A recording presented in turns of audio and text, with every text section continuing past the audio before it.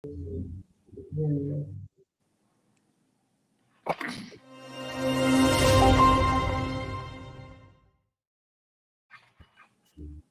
and welcome. You're on StratNews Global.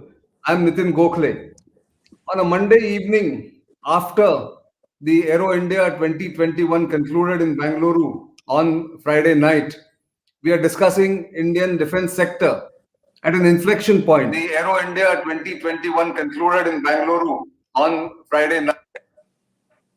And in fact, we are discussing the Indian defense sector, which to my mind is at an inflection point, and the journey towards self-reliance in defense, which began in right earnest in 2015, has now gathered pace over the past couple of years.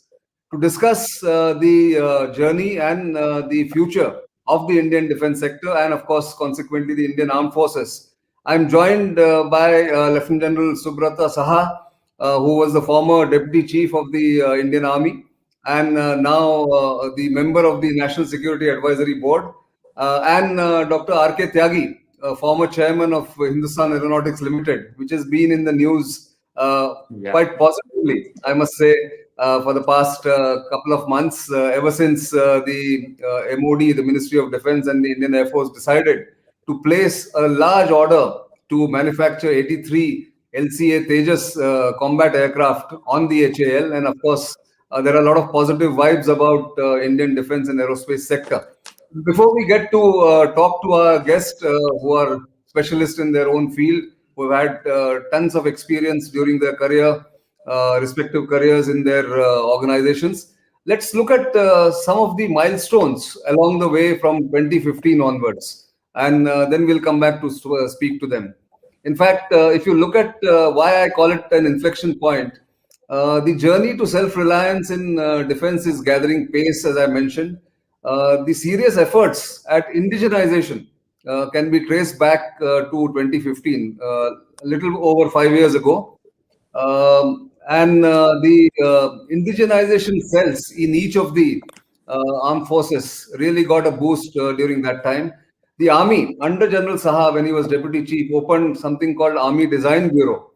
And in the Defense Procurement Procedure 2016, a new category for procurement was established or introduced called the indigenously designed, developed, and manufactured products for Indian Armed Forces. And a strategic partnership model was introduced or at least proposed in that DPP, where a foreign OEM would team up with an Indian entity to manufacture strategic or heavy platforms or big platforms for the Indian Armed Forces.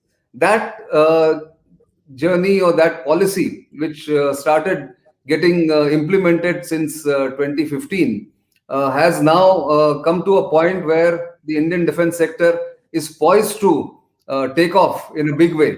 So let's ask General Saha, who has played a seminal role in many ways, not just as Deputy Chief, but also post-retirement, where he authored a report on the corporatization of the Ordnance Factory Board for the NSAB, and of course now heads a very important program at the Rashtriya Raksha University in Gandhinagar. Welcome, General Saha. And if I can ask you, how do you look back at the journey of self-reliance in defense, and what do you think has been achieved so far? Okay, thank you, Nitin, for having me on the show. I think one of the biggest change that we are seeing now is increasingly how we are involving the private sector in the process of self-reliance in defense.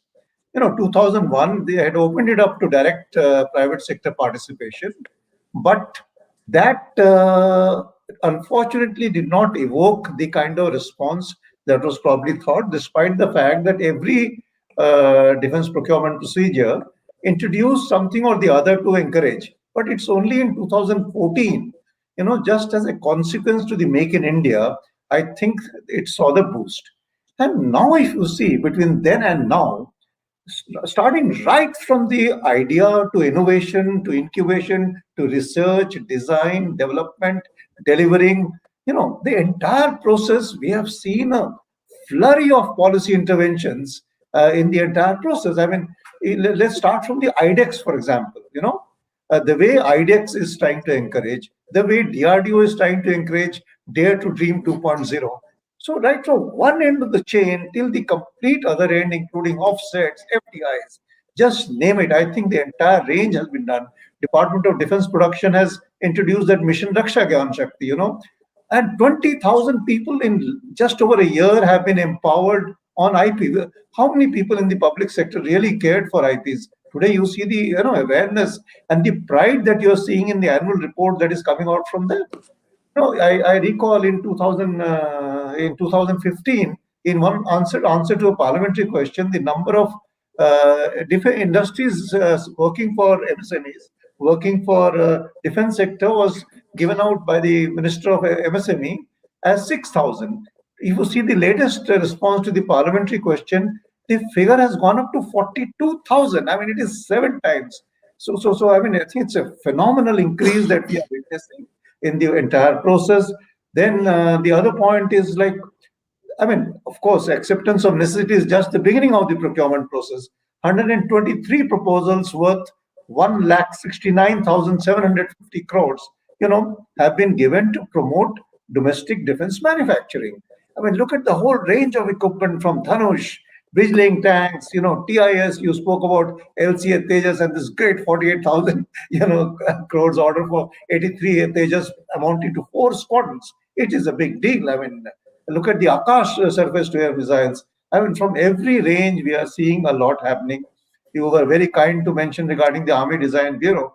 I recall after almost close to 50 interactions across the country, in an interaction with the then Defense Minister, Sri Manohar Parrikar, when we mentioned this to him, he was so happy about the way it was going. So then a very simple request was made, sir, can we institutionalize it? He said, of course. And then he said, what do you want? I mean, I'm trying to compress a short story, long story short. By 31st August 2016, we had the Army Design Bureau. Look at it where it has grown today. I mean, if you see the current year's budget, 70 crores have been assigned to the Army for its design and development, for incubation, for promoting. So the point which I'm making is every part of the chain has been touched by our policy interventions. Now, I think we need to, I'm sure you'll have more questions. I think we need to see how we bring up the procurement to keep pace with the efforts which are going in for design, development, production. I think that's very important. Make 2 has taken off very well, I think. The way I think even when the defense minister was Nirmala Sitharamanji, she introduced the SUA motor proposals, which was a brilliant thing. If an industrial or technological person thought that, okay, this is what I can offer to the defense, he was allowed to do that. And now the 2 defense industrial corridors, the push that we saw after Def Expo, last year by the current defense minister, Shri Rajnath Singh, and that Lucknow, I think Def Expo really started demonstrating India's potential. And look at the Aero India, the way it has gone. I mean, amidst all this pandemic and all, I think we have told the world how to organize it. In Def Expo 2016, 2018, we had spoken about, to promote India as a manufacturing hub. We had switched from import to promote India as a manufacturing hub. And I think that has come of age in this Aero India. I mean, there is no doubt. You read anywhere, all the writings in the country and abroad on the Aero India, which has just got concluded, as you mentioned. Everybody is writing about the great success of the event and the kind of interactions, the kind of the quality of the seminars, the quality of the ministers' conclave. I think we have really made a very, very fast journey, and a little more into the procurement, little more into promoting the Make One, for example, which for multiple reasons we can talk about it if you wish, which has been a little slow. I think those are the ones. If we now start addressing, I think we are on a very, very strong path towards self-reliance. Yes, indeed, you are absolutely right about the base has been built, and this is the takeoff point, perhaps, which can be done. Before I come to Dr. Tyagi, former chairman of Hindustan Aeronautics Limited, I just want to highlight some of the points in recent times. The Defense Acquisition Procedure 2020, some of the highlights it has, and also what it seeks to do. Some new categories, some new policies which we can talk about. And when I come to Dr. Tyagi, maybe he can elaborate a little bit on that. So DAP 2020, as I was mentioning, has several new features. It allows leasing of equipment for the first time. Given tight budgets, maybe this is a good step going forward. Another category of buy global but manufacturing India, that is JVs to be done by OEMs here. FDI limit, as we know, has been raised to 74%. Focus on time-bound procurement.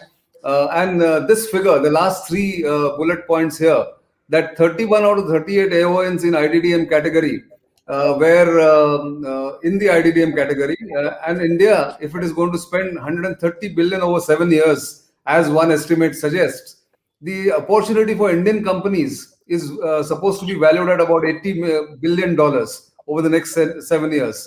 So is something that energizes or will give a boost to not just OEMs but also to MSMEs. But Dr. Tyagi, let me first start with the order of 83 LCAs to be manufactured by the HAL for Indian Air Force, and the ripple effect it will have not only on the fortunes of HAL but also on the morale, as well as the ripple effect on the MSMEs, which are there already in the defense sector, and those who are likely to come in. Your thoughts on that?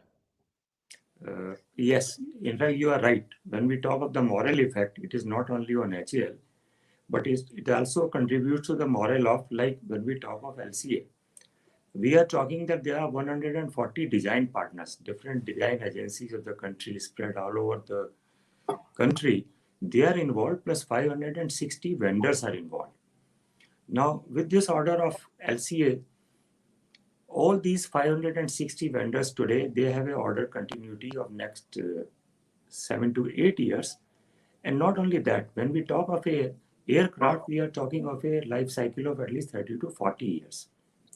That means these 560 vendors, the MSMEs, they are partners not only during the manufacturing phase of LCA, they will also be very active partners during the life cycle management of LCA. And normally during the life cycle, many upgrades also do come up. At least avionics, I expect at least there will be some 5 to 6 upgrades over the life cycle of LCA. All these MSMEs, they will be the natural partners, they will be the natural choice for those upgrades. So in fact, it is an opportunity for not only for HAL, but also for the design partners and vendors, that they can have a continued association of now something like next 30 to 40 years. And of course, yes, for HAL, it is a great opportunity because number one, it enables HAL to contribute on its dream of making India Atmanirbhar in aerospace and defense technologies. Plus also, like at this stage, HAL had issues with the dwindling work at Nasik and Bangalore because Su-30 is coming to an end as far as the manufacturing is concerned. So this order has come very timely when HAL will be able to optimally utilize those national facilities which have already been created. Now they take care of LCAs. Plus, now next projects LCA Mark II and AMCA.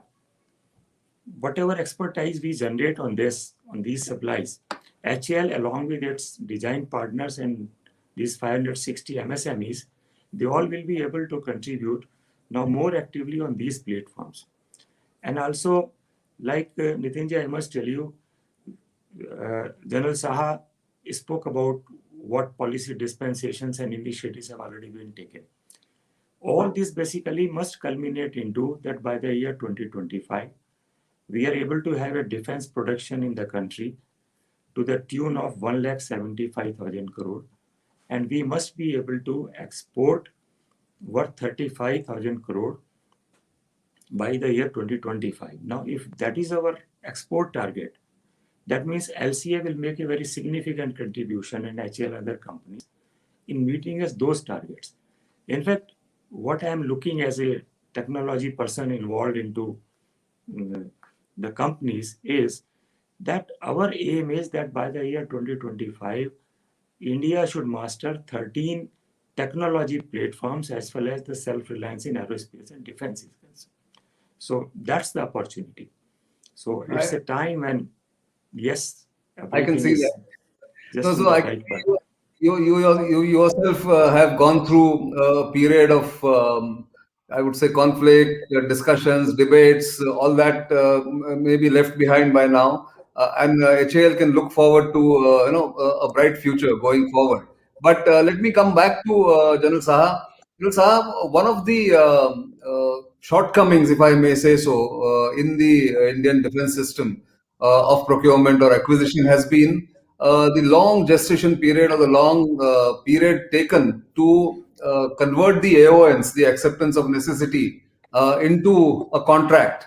And I think you and your successors and predecessors have tried their best to try and squeeze the timelines. The MOD has, sort of promulgated some policies, but somehow there is still a feeling amongst the private sector companies and vendors that that system still needs to get a little more faster than it is currently. What would you think on those lines?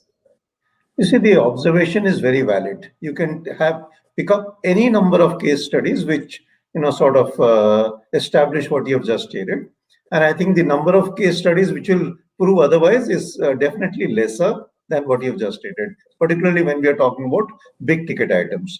Okay, so somewhere there has been one has been fueling into the other because it is taking so long. So the general notion is try to foresee the delay that might happen and build in QRs that are expected to come up by that time. So that is what makes it difficult for the industry. So I think the important thing here is to make a clear distinction between development and procurement. When I put out a QR for procurement or specifications of procurement, it should usually be out of what is available in the industry. And if I need something which the industry is not able to provide, I must route it as a development project. Whether I do it via the DRDO, whether I do it via the make route, it is not important. But the important thing is, then I'm talking in terms of what we call PS, PSQRs rather than GSQRs. So then I should put it like that so that people can develop it. So obviously a development project would take longer and the procurement project would take shorter. I think that is one very fundamental which needs to be resolved. The second issue, which I think MOD is already, in fact, ordered a study, and I'm doing it on their behalf, on how can we, utilize simulation systems for the purposes of trials. Not a very large extent, but to some extent, we have already, utilized simulations for the purposes of training. Right. Now, moment by the kind of AI and machine learning techniques that we have today, if we were to collect that data and build on that data, as I look at it, it is possible to start predicting what is the capability that we would require for the future. Because then what happens? The training is sort of supporting the procurement process. And the other thing which you often hear that troops or forces in the field, they are quite at a distance from the people who do the procurement, even though the same officers are doing a rotation process. But I think if we build in this, simulation systems progressively, obviously physical trials can never be replaced, but simulation systems, especially at the time of development, for whatever the manufacturer does, for building in the quality assurance kind of things, if we put them through these scientific methods and then leave it to the forces just to carry out the physical trials so that they know that their specifications are met and the operational requirements that they had articulated are being met. I think if we take these two major steps that I've just said, we will definitely be able to hasten the time that is taken between AON and the procurement, the contract signing. That's a very good point. And one more point, maybe I would like to add is to also make sure that there's continuity in the people who are in charge of procurement or acquisition, because many a times I think that faster rotation, which I think is now being overcome, is also creating a kind of, or had created some kind of issues, maybe at least in the army, if I know correctly. And is there a case then to have a specialist, not a cadre, but a group of people who are in charge of procurement and acquisitions in the army, General Saha? And I'll come to Dr. Tyagi immediately after this. See, your observation is valid, and all that I can, say in on behalf of the armed forces, particularly army, since you're specifically wanting to know about the army. Some of these appointments, actually, the term has been already worked out to increase from 3 to 5 years, which I think is reasonable. And frankly, given the kind of other multiple requirements which are there, to have people coming to Delhi, to have more people exposed to this kind of assignments, so therefore rotation will be there. I mean, surely we are not suggesting something like the US, a defense acquisition cadre for us just yet, though it may not be a bad idea in the long run. I do firmly believe that we should create something like a armed forces, depending on Army, Navy, Air Force, something like a technology leaders cadre. Just Right. like you have operational leaders cadre, a technology leaders cadre. I don't know if you have time to discuss that, but I believe that is also a good way to go. But that said, if we talk about such a thing for the armed forces, I think the same also equally applies to the other people who are part of the process of procurement. I mean, whether it is the MOD finance, whether it is the people in the acquisition, or for that matter, people in defense production. A cross section of the defense production people are being sourced from ordnance factories, DPSUs and all. So they of course bring in that expertise. But there are a number of generalists also who are part of the process. So it is not only the army or the armed forces, it is, I think, all the three wings that must inculcate this kind of knowledge. We have had instances when people have said that, okay, they brought in principles of procurement of tur dal for for providing the free lunch for school students. Yeah. Those principles, why are they not being applied here? Uh, so what I Okay. mean is the requirement of a degree of specialization, I think, is important for all the wings. And eventually, like in some of the committee reports, it has been suggested that we should have a specialist structure that looks Correct. at this entire range. With of course very clearly defined roles, with accountability and all of that built in. And when I say accountability, it has got to come in terms of all the three things, not only quality, it has to come in terms of quality, in terms of time, in terms of cost. Only then you ensure that all these multiple parameters are met. Yes, that there are no cost overruns or time overruns. That is extremely important. But let me turn to Dr. Tyagi. Dr. Tyagi, there's a question I'm taking from the audience now, and this will be right up your street. Somebody is Srinivas Iyer is asking, what is HAL doing to attract talent from premier colleges like IIT and NIT? Because some people I know who graduated from there are working in banks in the US.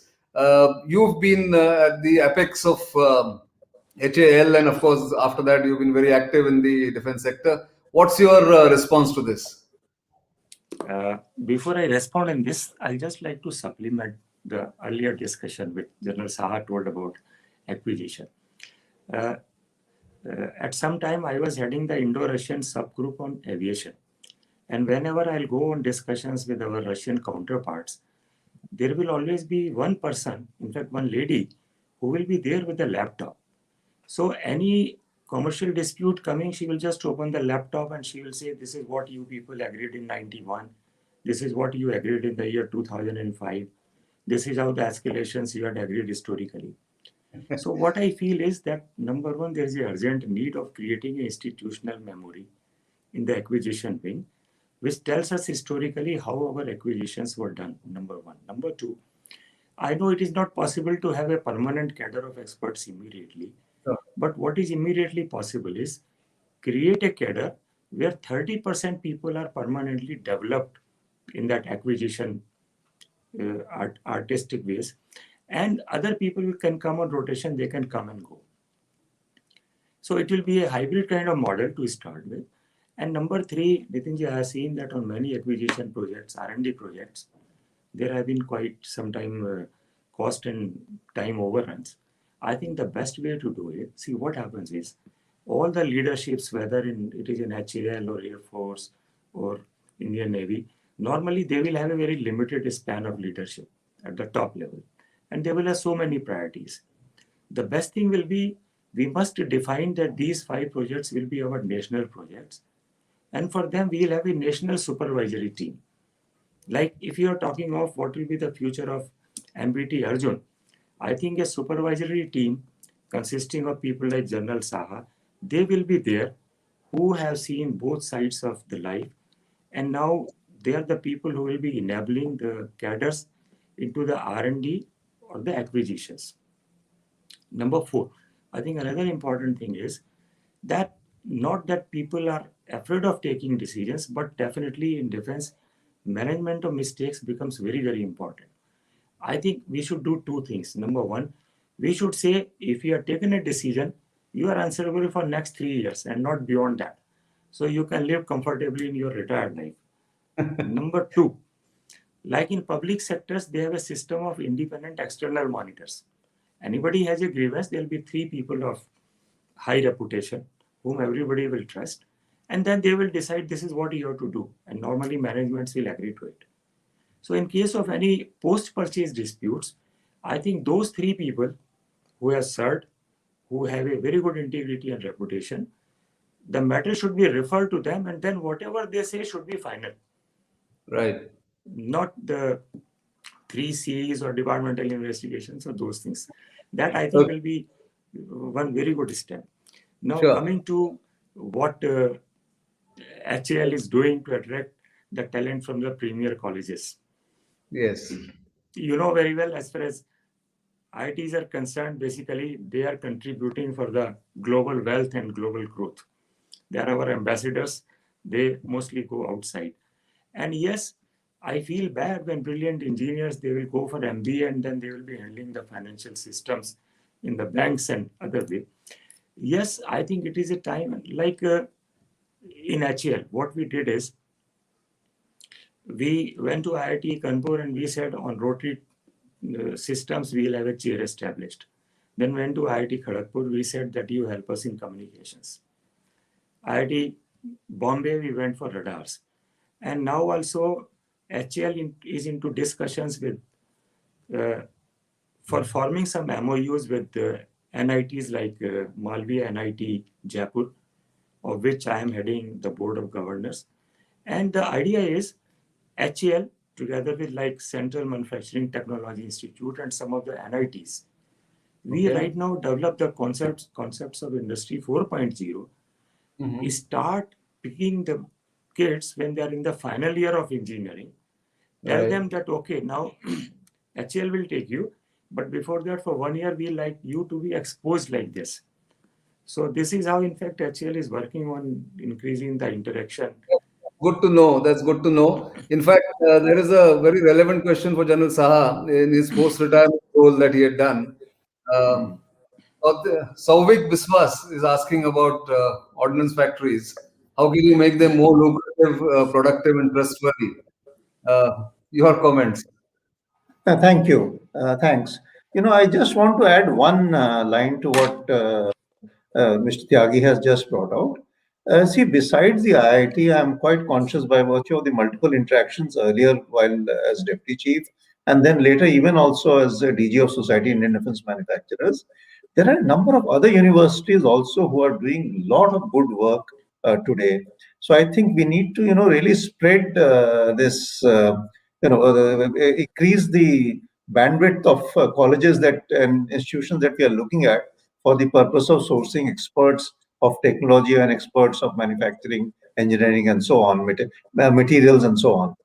Okay, now coming to this question with regard to ordnance factories, if you see besides the study and the government decision that was finally taken around the middle of last year, and then there was some potential of things going awry, and then again Defense Minister Rajnath Singh has had interaction with the unions and put things to rest.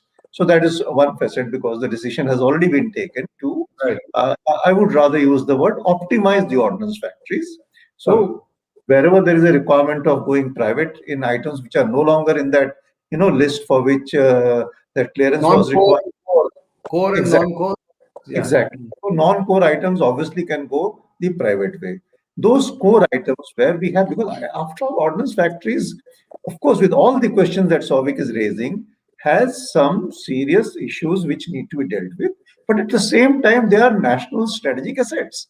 So we cannot Absolutely. lose sight of that fact. So therefore, we have to see how do we build on that without causing any major disruption to the procurement to the sustenance and the entire process. So if you have to keep all this in mind, I think the answer, Souvik, can be found in this year's budget, where the finance minister, Nirmala Sitharaman, has made very categoric definition of what are the strategic sectors. In that, one of them is defense.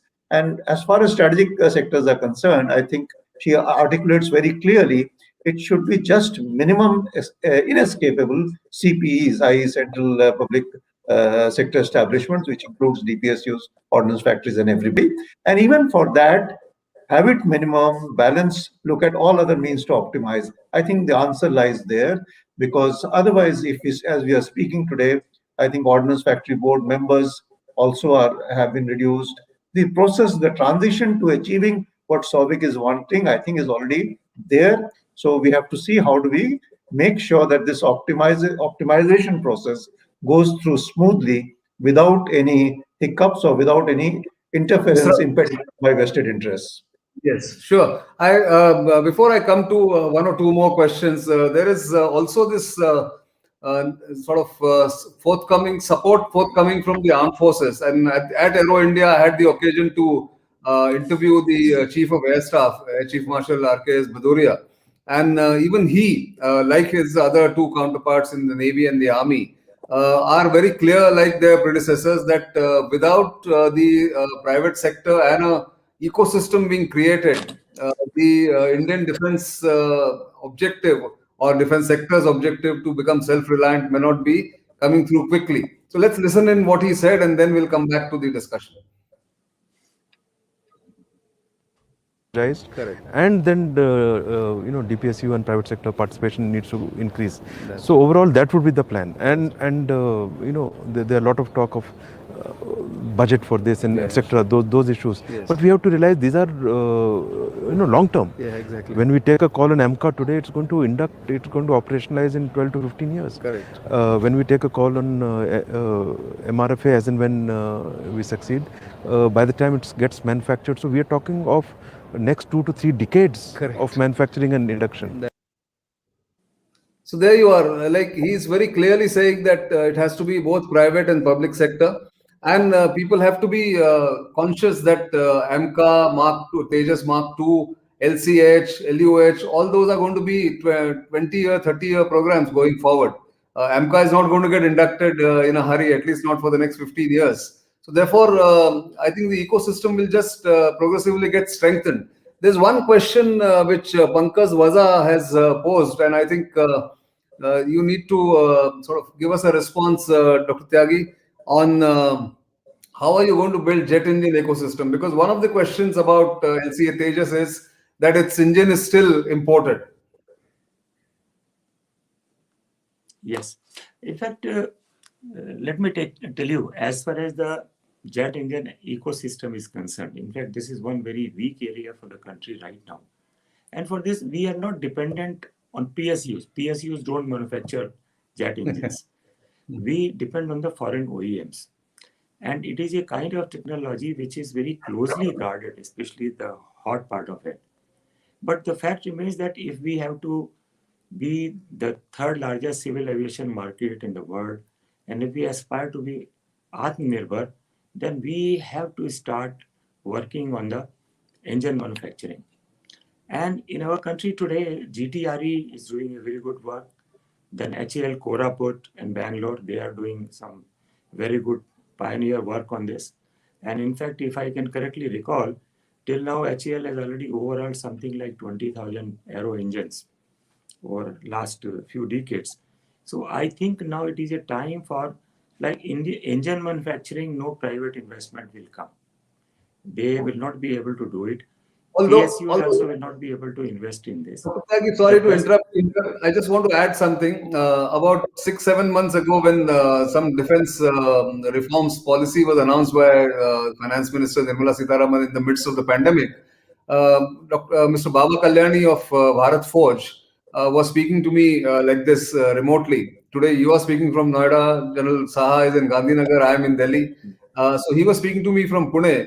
And he said, my dream as an industrialist who is a newcomer to defense is to manufacture a jet engine in collaboration with DRDO and even other private sector players. So maybe the private sector is keen. Maybe you will have to. I mean, all of you will have to work with them and see whether the jet engine can be manufactured. Sorry to interrupt you there, but I thought I'll just flag this. You are absolutely right. Private sector is very keen, but as far as private sector is concerned, they basically what they look is continuity of their investments and return on investments. It's a project where we are talking of something about $2 to $3 billion to start with, and it will be unfair today to ask the private sector to invest that much of the amount. Even Mr. Baba Kalyani, he will be eager. They are a very good technology company. But if this program has to succeed, the funding has to come from a central agency. It has to be a government-funded project. So we'll say PSUs will be there, GTRE will be there, enthusiastic people like Baba Kalyani will be there. But the funding, at least for initial 3 to 4 years on this program, that should come as a part of national funding. Then we will be able to fructify this dream. That's a very valid point. I think that's a very valid point. We are running out of time. Let me go back to General Saha. One final question, General Saha, and I think Dr. Tyagi mentioned it that India is aiming to become a 35,000 crore export hub, defense exports hub by 2024. It's already been articulated. What's your view on this? Is there given the fact that we are at an inflection point, we are at a takeoff stage in the Indian defense sector, is this a realistic target to go forward? Yeah, certainly it is. And before I just allow me a few seconds. We discussed engine. Vaza raised that question about engine. I think we should be looking at material also. A very elderly industrialist in Coimbatore made a very wonderful statement during one of our interactions.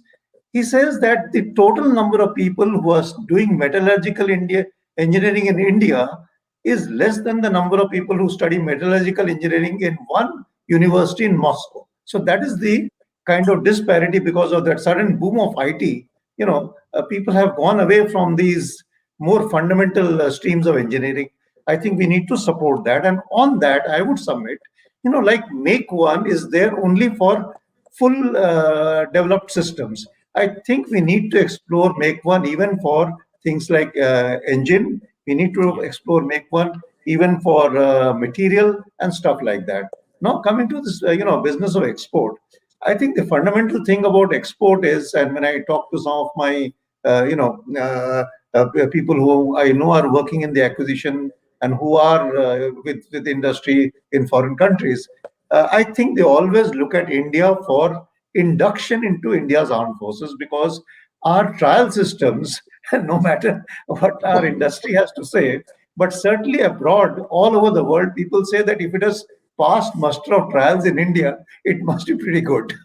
And then when it goes through the rigors of line of control and line of actual control, and they become doubly sure of the equipment. So therefore, I think a fundamental requirement is to see, although the present Defense Secretary as Secretary DP had introduced methods, okay, do the trials, but don't procure it so that there is a seal of approval for export.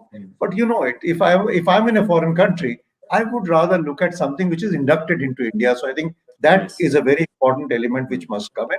And the second thing is most of the people who are seeking import from India are actually looking at our high-end stuff, like the BrahMos missile, for example, like the Akash Sam.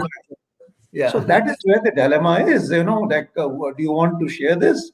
I mean, you are aware of the complications which are coming with S-400, having landed up in Turkey. So everybody is worried that all the codes will be broken and they'll be gone. So therefore, we have to be very, very sure on what is it that we are seeking to achieve those targets with. So somewhere, unless and until we give a boost to our production, to our design, development, and production, this export target definitely, has to be dealt with a lot of caution and with a lot of care as we go into the future. That's a very valid comment and a very important cautionary remark, I must say. On that note, let me end this program. There could be so many points that we could discuss about the negative import list and, Yes, That's yes, only Dr. one thing I want to add. In last 5 years, we have increased our defense exports by 16 times. Right. So people have done wonderfully well by streamlining the procedures, and I'm sure the way the current policy dispensation is going, given So, little efforts, target will be achievable. no, I have no doubt about that. That's why this program, and as I said, the defense sector is at an inflection point. Let's hope from here it just takes off and becomes not only a manufacturing hub for rest of the world, but also an export hub in a decade to come. On that note, let me thank both of you for sparing your time and giving us very valuable insights. I'm sure we'll have more occasions to come together. But thank you very much at this moment for joining us here. And to our viewers, do keep writing in, do keep shooting questions to us, also liking us and subscribing to our YouTube channel, liking us on our social media platforms, and of course, support us if you like our kind of journalism, because we are a very new platform, but someone who's trying to bring in a little more serious discussion into play, and of course give you as much information as possible. So do keep liking our social media handles, and of course support us financially, as I mentioned. Until the next time, it's goodbye.